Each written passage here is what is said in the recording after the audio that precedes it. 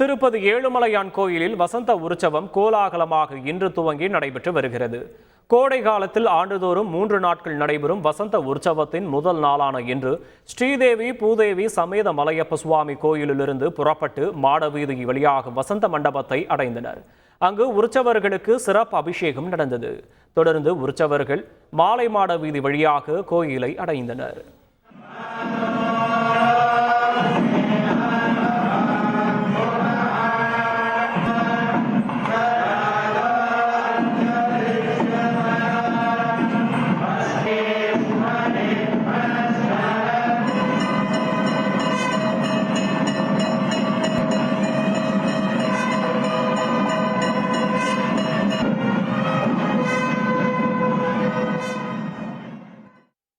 புதுக்கோட்டை மாவட்டம் இலுப்பூரில் உள்ள பிரசித்தி பெற்ற சொர்ணாம்பிகை சமேத பொன்னாசிநாதர் ஆலய சித்திரை தேரோட்டம் வெகு விமரிசையாக நடைபெற்றது. முன்னாள் அமைச்சர் விஜயபாஸ்கர் மற்றும் அறநிலையத்துறை அதிகாரிகள் தேரை வடம் பிடித்து இழுத்து தேரோட்டத்தை தொடங்கி வைத்தனர். இதில் திரளான பக்தர்கள் கலந்து கொண்டனர்.